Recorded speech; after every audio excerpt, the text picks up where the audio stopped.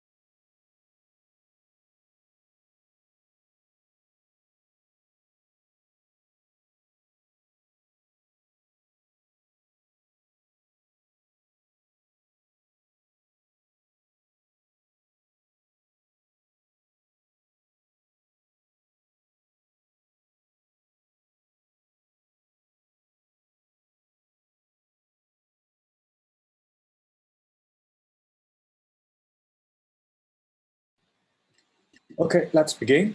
So I hope everyone can see the slide. Okay. So last time in the last class, we finished the OSI model, right? So 7 layers, and we number them from the bottom to the top. Okay. If you have ever seen the quiz, there's one question asks you what's the first layer, what's the second layer, right? So we are talking the order from the bottom layer, which is the physical layer, all the way to the top, which is the application layer. Physical layer is layer 1. Okay. Application layer is layer 7, right? So this is also how we will organize this course. And next, let's look at the how the services are distributed to these layers, right? To the network infrastructure. Okay, so we have a concept called end-to-end agreement. Okay, so let's see what it is.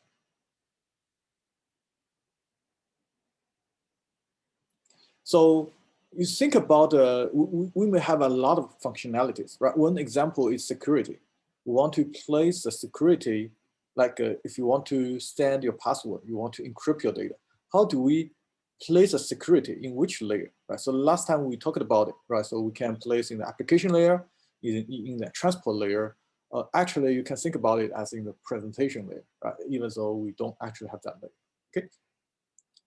So, and we have so many devices, right? So each device implements some of the layers, like a router implements the bottom 3 layers, right?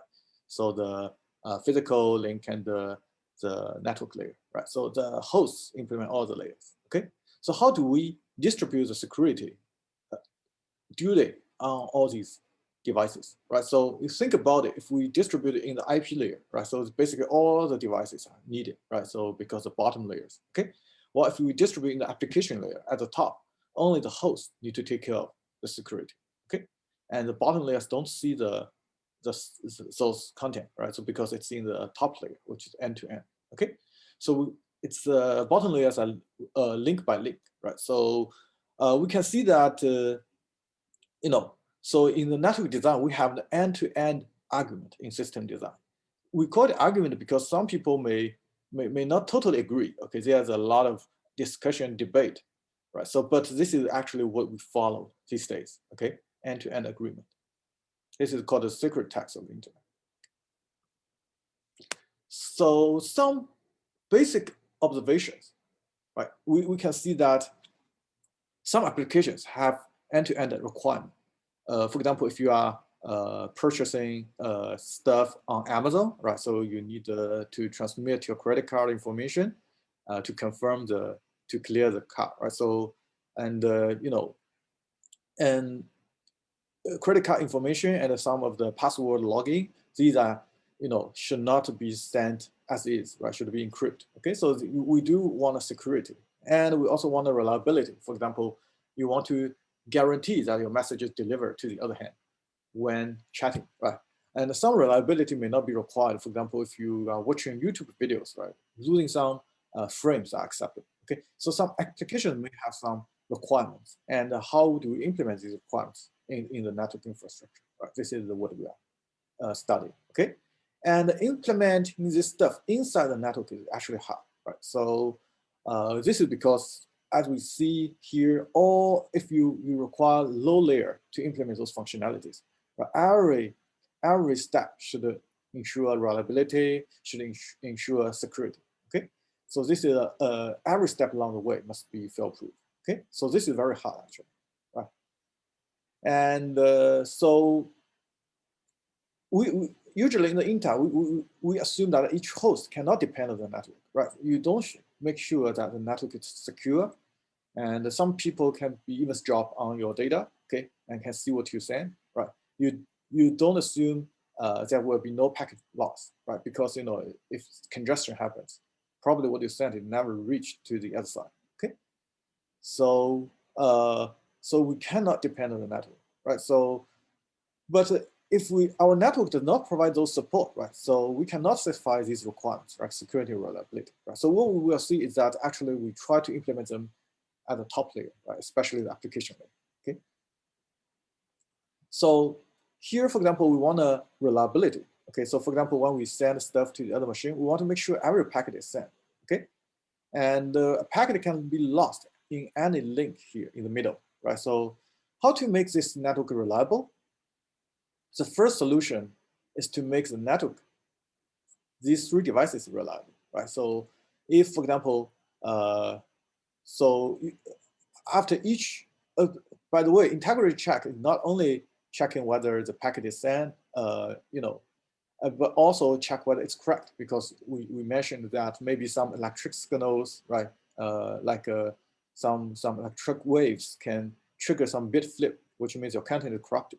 Okay, so they need to do some integrity check to make sure your data is still clean, right? A common way is checksum. I assume you guys could know this, right? So basically, you will compute a sketch of the large packet into a small, like an integer kind of number, and then match with recomputing the whole payload. And if they are the same, then the data is not corrupted. Otherwise, there's the data is corrupted, right? So it may not always get detected, but with high probability it will be detected. Okay, so basically each device need to do this checksum, right? Do this integrity check. Okay, so if this is not expensive, that's fine, right? If hardware implements it, and it's always in one clock, right? It's fine. Okay, so we can make the network reliable, right? So what happens if, let's say, we have a packet that is corrupted, right, or lost, okay, from the first from the switch to this router, okay? What we can do is our router can say, hey, send this packet again, right? So because, for example, we find the data is corrupted, okay, during the transmission on the link, okay? So we can ask the previous device to send back, okay? So in this way, what we need to do, there's a lot of overhead here, right? Firstly, after you send this packet, you have to buffer it until a confirmation is sent, right? Then you know that, the data is clean. I can drop this packet, right? Release it from the space, right? Otherwise, I have to hold it, okay? So you cannot just, after forwarding, just drop that packet, because it may go through a retransmission, right? If not, maybe you need to go all the way back to the host and retransmit that. Okay, so this is one reliability check. Okay, and then this device may reset, and then it will finally reach the destination. So there's a lot of overhead in implementing those, blue devices here, right? Another choice is, hey, I just assume that the blue devices is doing best effort transmission, right? So if it has space, it will take the packet and then forward to the right link, outgoing link. Okay, if it has no space, it can drop it, right? And if there's some error there, right, I don't do the check. Okay, I can forward it all the way to the destination, and destination will do the check and tell me whether it's corrupt. Okay. So this is what's happening, right? So even though there's a packet drop or corrupt, I continue to send to the destination, right? So app has to do the check in this case, right? So in this case, so the destination will do the check whether the packet is correct or not. Okay, and then it finds something wrong. I will send a retry, right? Instead of acknowledge this is received, I don't acknowledge. I can send an NAC, right? So, and then this source machine will know that, hey, this packet not successfully transmitted. It will send again, and hopefully this time the router has space to take the packet, right? It's not dropped inside, right? And if it's still dropped, so we talked about TCP congestion control. It will back off, right? So it's the sending rate, okay? And all the other machines are also backing off according to the same protocol, TCP. So the router will finally, be able to transmit some packet, right? So here we can see that we are relying on the application, right? So the source and destination that communicate, okay? And this is called end-to-end check, okay? In the middle, the devices are not aware of these things, right? So I just, if I have space, I forward, okay? And so the destination will notify the source machine to retry upon failure, okay? And this kind of small control messages are very small, right? So in the protocol I had, okay? But the actual payload is large. So these control messages usually will not cause congestion, right? So for functionality like reliability, like the security can be built at the application level, end to end. We don't move these tasks into the blue devices in the middle, okay? So here the in-network implementation, what we call in-network implementation means we implement those things without end-to-end, implementing these routers, these kind of intermediate devices that transmit our packets, okay? So it doesn't reduce, if our host still chats, right? So it doesn't reduce the host complexity, okay? Right, so because even if you do these duties, if host is still checking those things, right? So the host still need to do all these tasks, okay? And because the last hop, there can still be, data corruption from this to here, host, okay? I see a chat. Oh, I see a question asking about the quiz. The quiz is posted, okay, and you can work on it anytime within before the deadline, right? So we have plenty of time, and today we will finish this slide for sure, and then you should be able to answer all the questions. Right? I think it's for those assignment quiz, you can take your time. It's not the time, okay? For exams, midterm and final exams, it will be time, okay? So you can take your time, and then when you finish, you just click submit, and you will see the answers in the meanwhile when you click. Okay, so you will see which one you do it correctly, which one's wrong. Some have explanations, but if some you cannot figure it out, you can ask me, you can ask the TA, right, for help to understand it better. But if you implement those functionalities, okay, inside the network, okay, it does increase the network complexity. And yeah, by the way, if you have any questions regarding the quiz, just let me know. Okay, so after the class, okay, just send me email, right? So we will handle that. And so if you do this in the network, right, devices, it will increase the network implementation, right? The router, so the switch need to implement those hardware, okay? But the host still need to do some of the check because in the last and the first hop, in the last hop, it can still be corrupted, okay?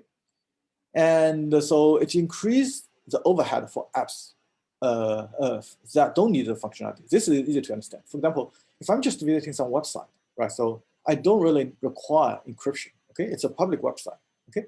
In that case, if you encrypt in the middle, right? So this just causes more trouble, okay?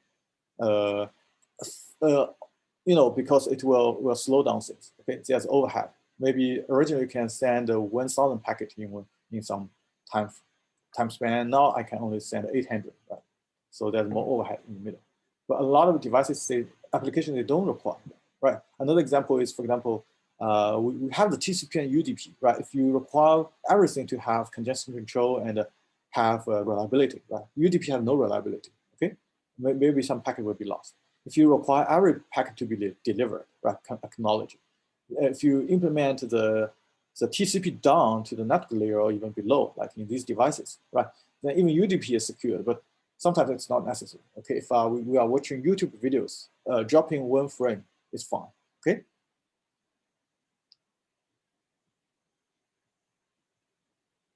Yeah, I see a lot of questions. So for those questions regarding like exams, which is maybe more than 1 month later, you can send me email offline. Okay, so or ask at the end of the class. Thank you.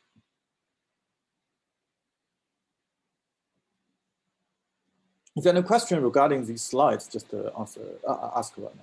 I will answer immediately. And okay, so here are some interpretations. Okay, don't implement. So this is the conservative interpretation. Okay, very conservative. Okay, don't implement.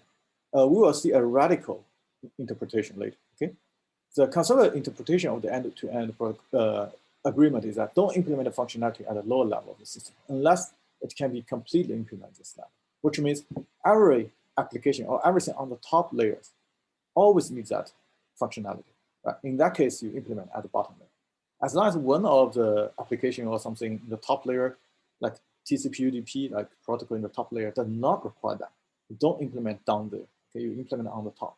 Okay, and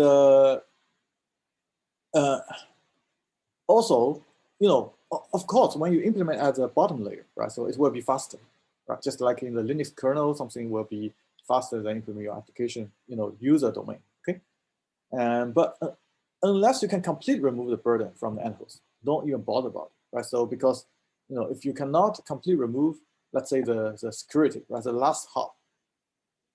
For example, the last hop, you can still have some corruption, right? Right? So then, or you can still drop a packet here, right? Then we probably just let this host check whether I have a packet drop, okay? And again, packet drop is very difficult to detect, right? So if it's corrupt, you can detect, okay? The content is not right. But if drop, actually, we will see later, it's used timeout, okay?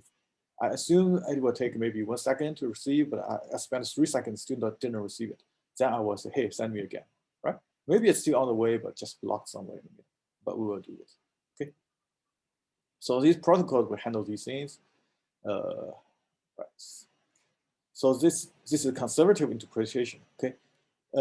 Let's say the last hop still you can drop the packet, right? So don't bother to see whether some packet is dropped in the middle, right? So these are the two conservative interpretations, right? So you are basically keeping very conservative, okay? And there's also a radical interpretation, right? So this is even more aggressive. So don't implement anything in the network that can be implemented by the host, okay? Corrected by the host. So that may be a little bit aggressive, radical, because you can still implement some of them down there, right? So for example, you can implement checksum in these lower level protocols, okay? You can see that they are all there, actually, okay? Because if you find a bit is flipped in that link, right? So you can ask for retransmitting immediately, okay? So you don't have to bother, because if you're at the top level and host to find something wrong, you need to go all the way back with multiple hops, okay? So something actually can be implemented down there, but this is really radical, okay? I don't implement anything in the network that can be implemented correctly by the host, right? And makes the network layer absolutely minimal, right? So for example, router is just doing a simple task of just getting packet and putting in the queue, and then get a current packet pool, right? Get a packet from the current pool at the top of the queue, and then send to the right destination, the next hop router, for example, by looking up the routing table, right? So this is all router doing. It doesn't handle anything else for them, right? So even the error checking, it doesn't handle that, okay? And we ignore performance issues, right? So if we really care about the performance, definitely maybe implement something in the network layer is maybe 10 times or 100 times faster than if we implement that same functionality in the application layer. But if we ignore the performance issue, then why not just implement the host, okay? Oftentimes it's actually because, the application, even the overhead is big, but the probability that you have a packet drop is very low, okay, very low. So even that it's more expensive, that's acceptable. Maybe in 1,000 packets, it just happen once. Okay. And there's also a moderate interpretation of the end-to-end agreement. Okay, so it's in the middle, right? So think twice before implementing functionality in the network, right? You can still implement it. Okay, even though host can implement, you can still implement the network. If host can implement the functionality correctly, okay, you implement at lower level as a performance enhancement, right? So because it will be faster because the device, maybe the hardware handle these, right? And we don't need to write user logic at the application layer to detect and handle them, right? but do so if it does not impose a burden on applications that do not require that functionality. Right? So if there's some, application does not require, for example, reliable transmission, right? So why implement the, reliability in the IP layer? It doesn't make sense, right? Because, for example, UDP in the transport layer can handle that, right? So I just broadcast my video or, voice. I can accept some frame loss. So why bother about, right? So, and if you implement reliability at the lower layer, it's way more expensive. You can see that the UDP is, I think there's some, yeah, so I think there's a black screen somehow. Can you see my screen now? Yes. Okay, thank you. Yeah, a student asked what is a lower layer. So what we are talking about is we have 4 layers, if you still remember. We have the application layer. We have the transport layer, right? TCP, UDP. Okay. We have the network layer, which is IP, for example. Right. So we have the Ethernet, right? So the link layer. Right. So for example, if you can implement something, right? So the IP layer, we don't need the reliability support because TCP handles reliability support. Right? UDP can be unreliable, drop some frames. Okay. But if you implement that in the IP layer, basically TCP's functionality go to IP layer, then UDP will also be slow, okay? Because implement those reliability, retransmission, acknowledgement is very slow, okay? Do I answer your question? Yeah, actually? Okay, so, but we will see that later, because this is just a logic, okay? So we will see the more details later. This is like a principle of the, okay?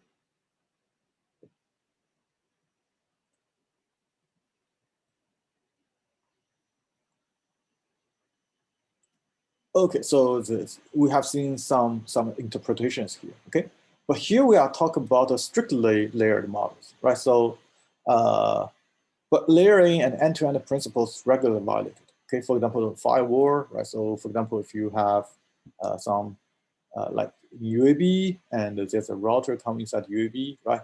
And then we can have a firewall before the host that you are linked to. Okay, maybe there's a wireless router or wireless router and your laptop here, but it's under the firewall. So the firewall may do something like, hey, checking the packet, right? It can do a lot of things. It can check the Ethernet, see whether it's a MAC address, the link layer, see whether the MAC address is from attacker and non-attacker. Then it will drop the packet, will not allow your traffic. Okay, if it sees IP address is to somewhere, dangerous, right? There's security issues. It will also drop. It can also look at your content, right? If the content is something like sensitive, it's not so good, right? So they also drop it. Do not let it pass through the firewall, right? So the firewall actually look across the layers. Remember, we have the headers, right? So it can look across the layers. Okay, so this particular firewall device is actually looking across the layers, not just respecting the layer by layer. Okay, another is transparent proxies, right? So one common user proxies, for example, let's say you have, let's say you are in the UAB, okay, right? And so our firewall tells you, hey, you cannot visit a malicious website, okay? Let's say, or maybe we do not allow you to visit Facebook when in class, okay? And now you can set up a proxy machine at your home, okay? Here, because the firewall says, hey, Facebook is maybe distracting students in class, right? So do not allow. But it doesn't know that you cannot visit your home machine, right? So then you can just visit your home machine and by kind of Facebook packets, right? And the home machine will visit Facebook and get the response and forward to you. Okay, this bypasses firewall, right? And so in that case, implementing this requires some tunneling technique, right? So this is maybe your regular packets that, for example, this UAB router, right? So, but internally you have another packet which is to Facebook, right? So the proxy may unwrap, take out this code outside, right? And then send this to Facebook and send the response and the packet into the regular packet again and send back, right? So you can see that it's kind of you can have multiple layers together, right? So you know, for regular TCP connection, you only have source destination. Now we have 3 involved. Okay, so a pyramid is not a regular layer by layer. Okay? And you can also have NATs. NATs is something like, hey, we only purchase, for example, 1 IP address. Okay, so when we communicate with outside, we only see this 1 IP address. Right? But internally we have 100 machines in the lab room.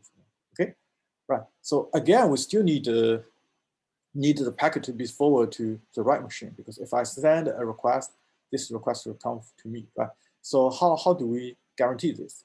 Only using 1 IP address, right? This is when you send out a request, it will record the mapping. Right? So, well, you are communicating with this guy, and this guy is actually I should forward it to. Okay, so the NAT is doing this kind of stuff, right? So this actually also cross the, there's an internal IP address, right? So subnet IP address. This is only 1 public IP address. If you look at the outside, it is not aware of so many machines inside. Okay. So we'll see all those technologies later in the class. So as a takeaway message, so layering is a nice way to organize network functions, right? And so we have a unified internet layer, especially the IP layer, right? Decouples application. Okay, enables innovation because you can add new apps just using, for example, socket programming to the transport layer. Okay, and also because the end-to-end argument, which means we will do a lot of things on the applications. In the applications, we will not add burden to the network core. Okay, in that case, the IP layer can be really simple, right? Just routing packets. I don't care about whether it's dropped somehow. Okay, application will ask for retransmission. And then finally, think carefully when adding functionality to the network, because whenever you add some functionality into a bottom layer, all layer on top will use that functionality, right? And the lower layer that where you implement will add more overhead. Okay, processing speed will be slower, right? And this slow down other applications on top or protocols on top that don't need that functionality, right?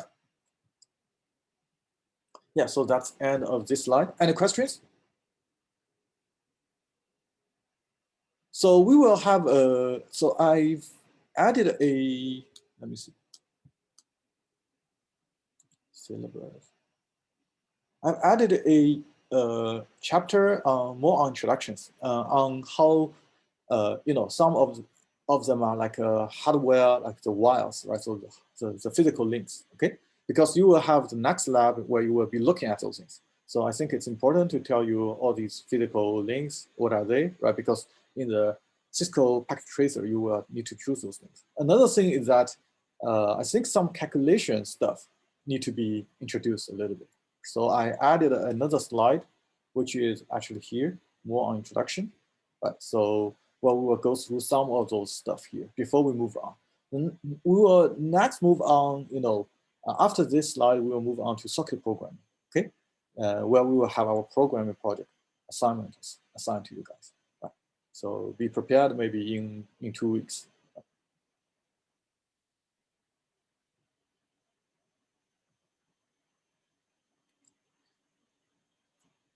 Let me see.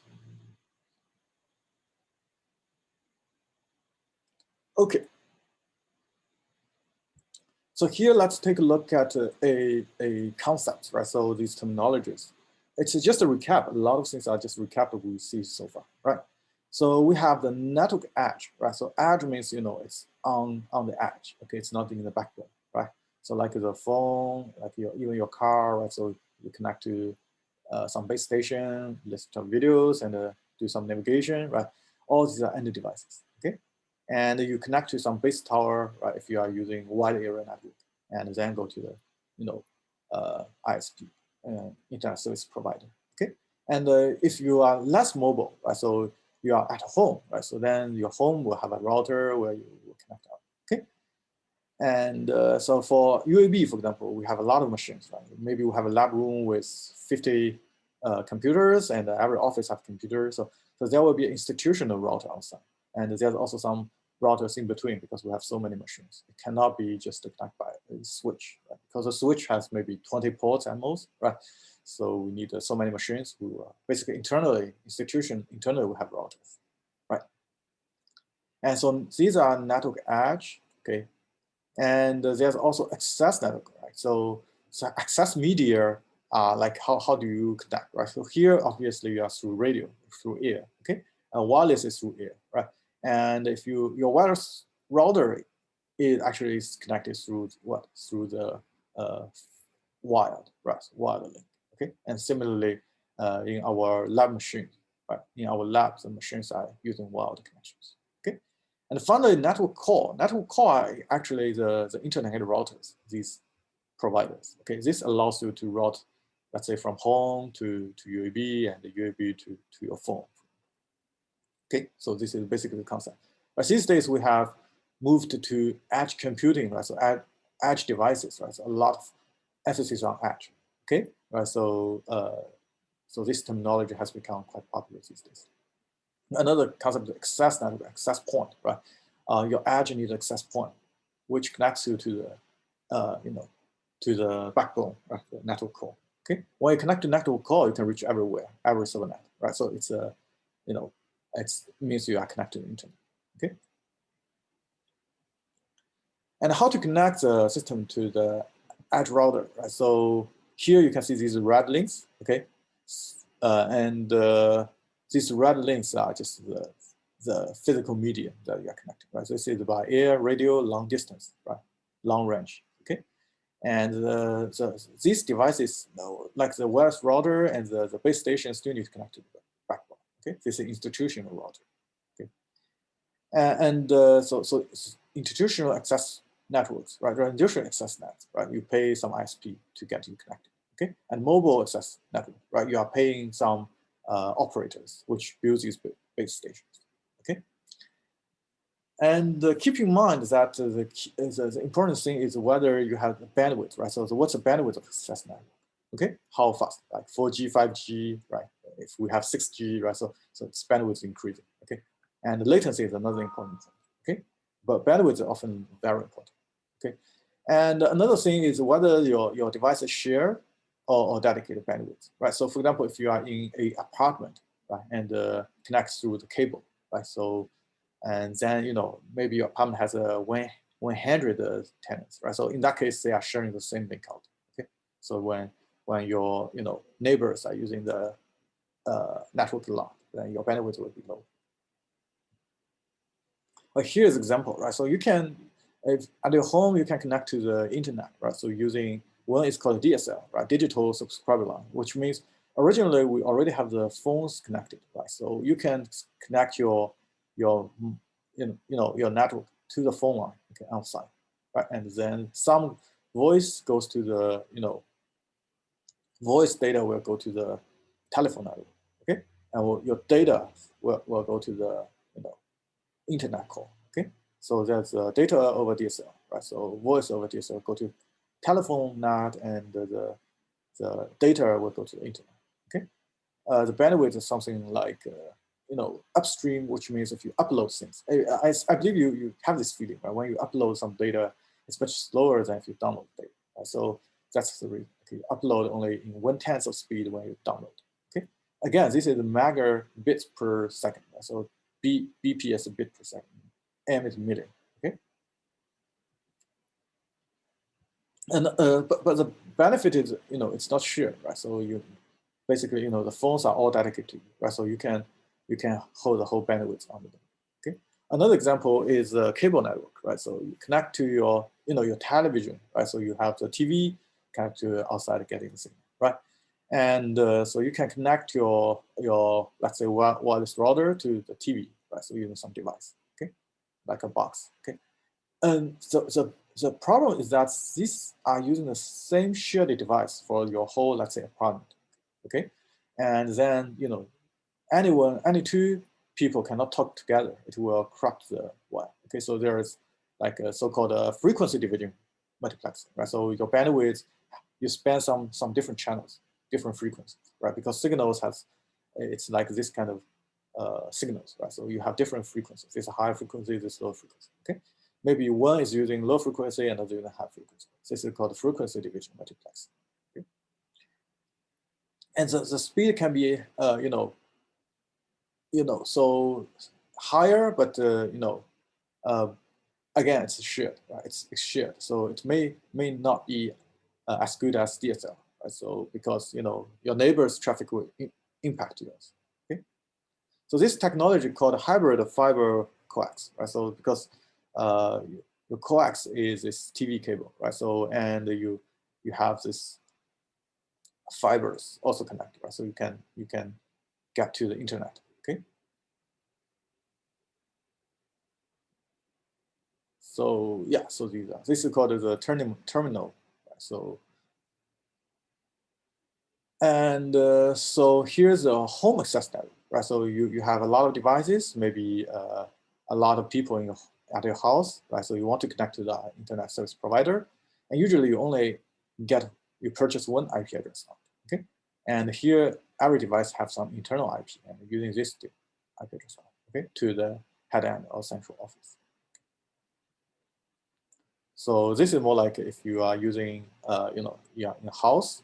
This is more like you are in a apartment. Okay, and so for example, here it can be a cable or DC modem you connect up. Okay, so right, so because you can use a phone connection, you can use a TV connection. That's all.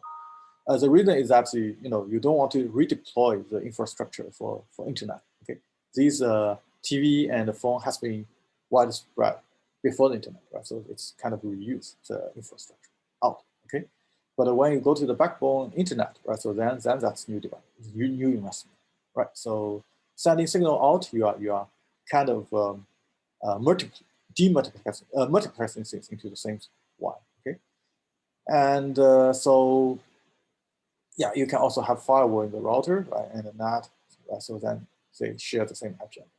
Okay, and here you can also have a wireless access point, right? So you can directly connect to the wired connection. Okay, but you can also have a wireless box, right, and then you can connect to the wireless devices. And these days, usually, we just have a one combined box, right? Which means this is actually a switch connected to the router, but your wireless, the wireless router you buy has both a switch and a router, right? Switch is like this, connecting all the devices together, right? So, like in the same media, and then you can route it to outside, right? So they are usually combined systems. Okay, and yeah.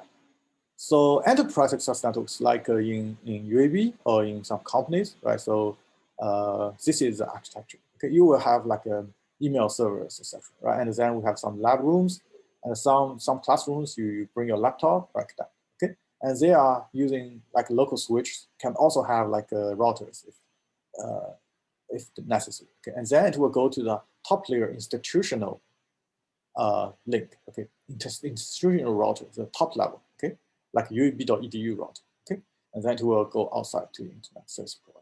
And usually, those institutions will have very high bandwidth outside, right? So we'll have pay a lot with the ISP, and so you can get like 10 Gbps transmission rate and really high speed. Okay.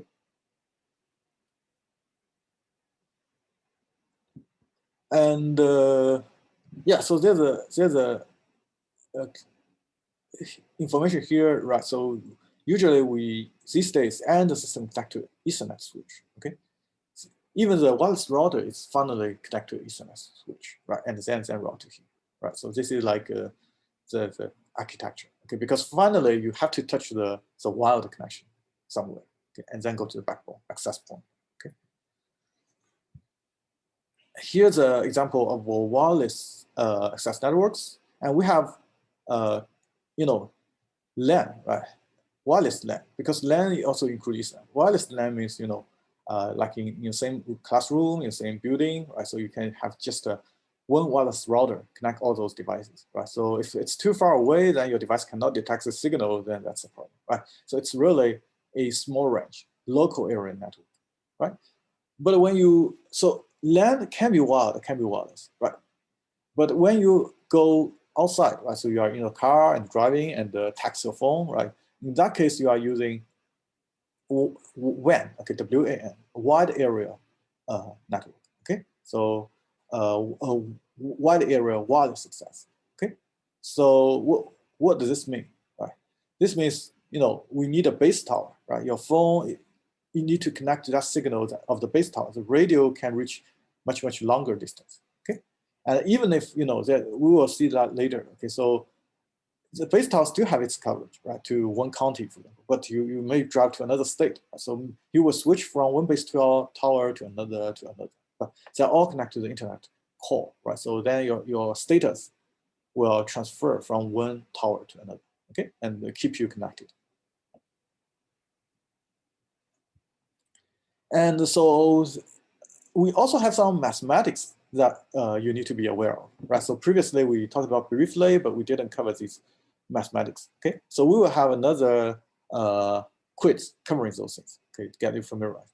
So host and function, okay? So it takes application message and it will break into small chunks called packets, right? Because we know that if you have a big movie, right, you send to your friend and it's 10 GB, right? It will send for maybe half an hour, right? You have to break into packets, okay? If you send in one packet of 10 GB, other people cannot use the link, okay?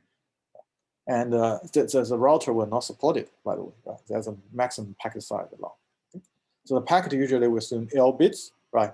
And we'll transmit the packet into the access network, right? So to the access point using transmission rate R. So what does this mean? This means how fast you can put your bits onto the wire, right? So this thing has a speed, okay? Like one, so here like what we see earlier. Right, so sometimes you can put 10 megabits per second, okay, it's not byte, okay? 100 megabits per second, 1 Gbps or 10 Gbps, okay? What's the difference? Of course, the higher the better, right? So you can send things with higher bandwidth, okay? If the bandwidth is too low, you cannot watch videos smoothly, right? So if it's real-time videos, okay, real-time streaming videos.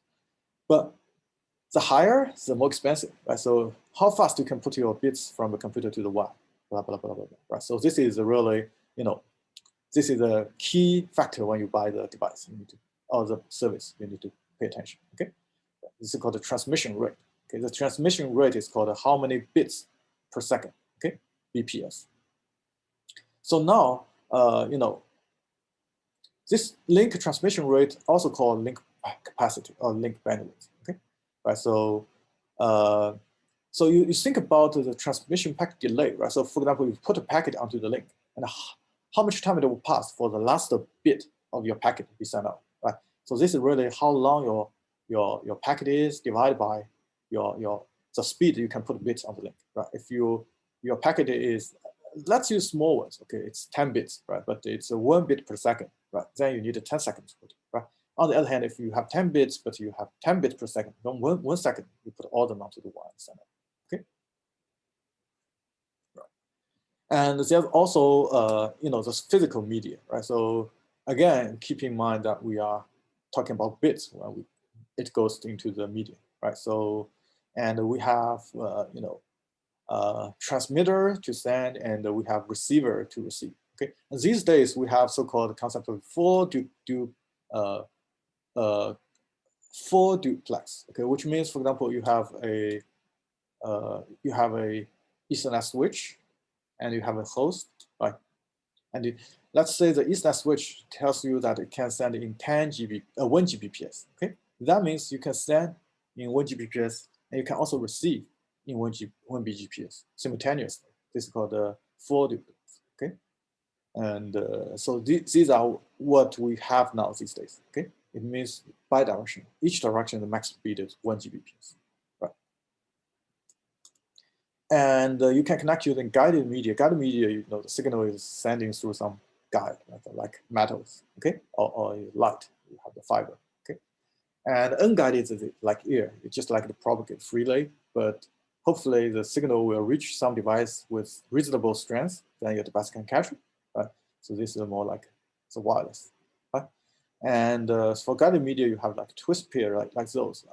I think you must have seen that, right? You use crystal head, and so this is usually the device you connect to, for example, Ethernet. So we have 1 Gbps Ethernet these days, okay?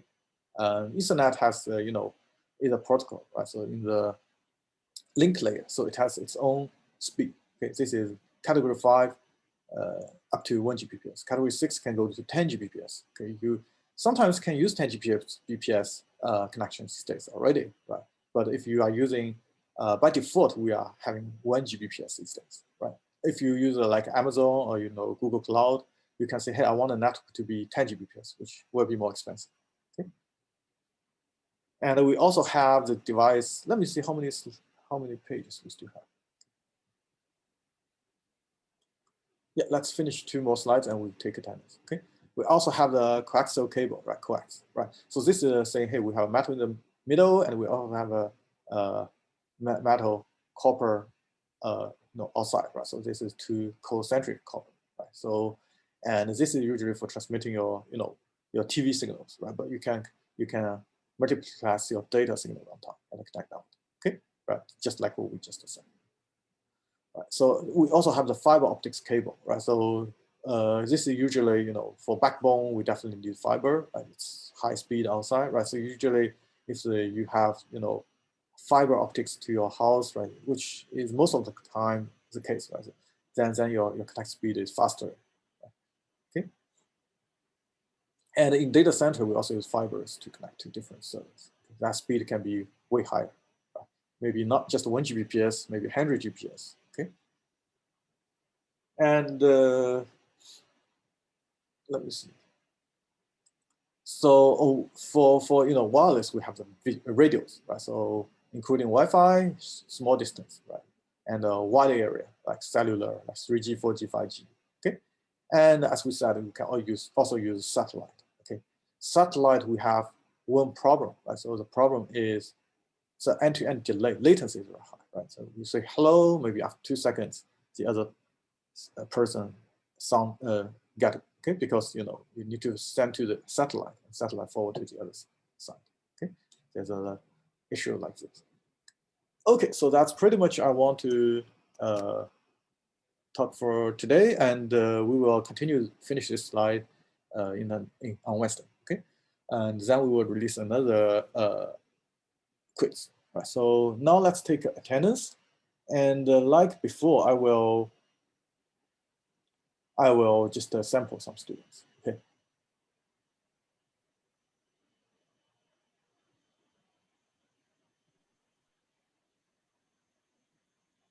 Prince? I'm here. Okay. Steven? Here. Okay. Yeah, I see chat somewhere.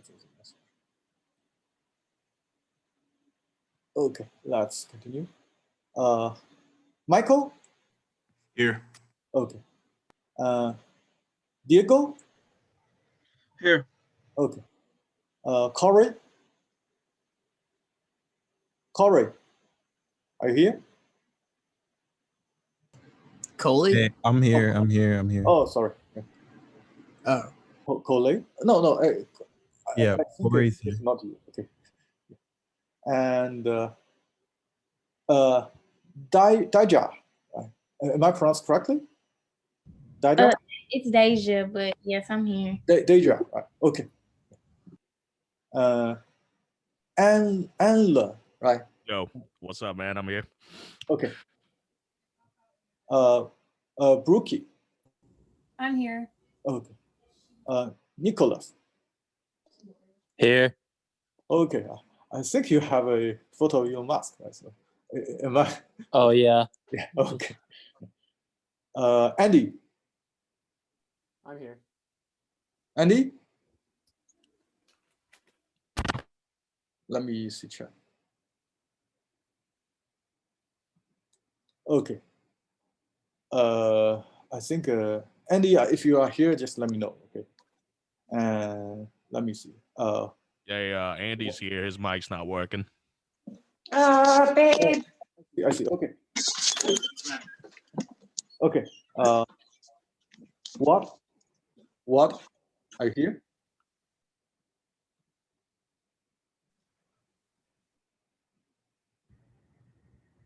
Hey, I'm here. Corey Hill. Yeah, I think you. Let me.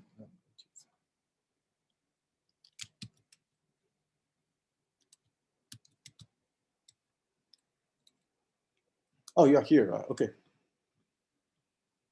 All right, so that's all for today, I think. Yeah, thank you.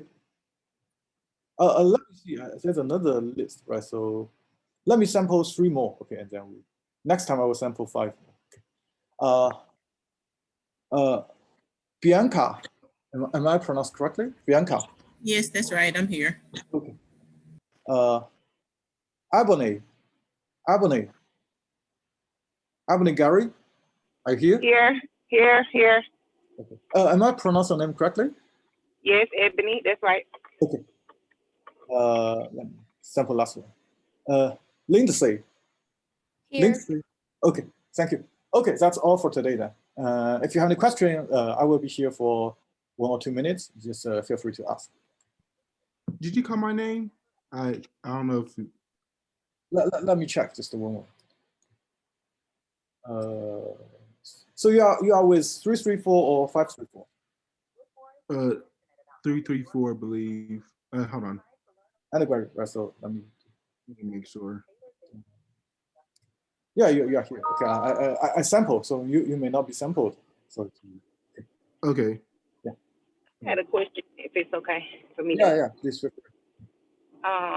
the lab that we had on Friday, is that going to be? I noticed it was recorded, but do you all post that as well if we need to go back and reference? So sorry, I didn't get it. So you are talking about is it recorded? Like, yeah, you know, like I know you recorded the classes and I know that the lab was recorded, but is it going to be posted like the classes are if we need to go back to reference the lab?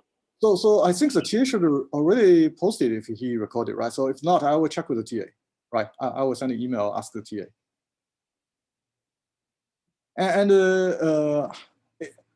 So actually, we are not planning to record the lab, but if you cannot go, just let us know. We will record it because if lab is recorded, many students will not go. That's a concern from the TA, as far as I know, right?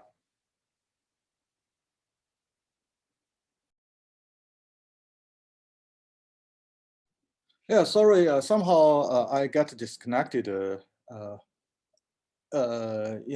I think my Wi-Fi has some problem. Okay, so yeah, I will post. I think only 8 students are still here. I will post a video and I will talk to the TA. And if any of you want to record the labs, just let me know. Okay, I will talk to the TA and make sure the labs are good. Thank you.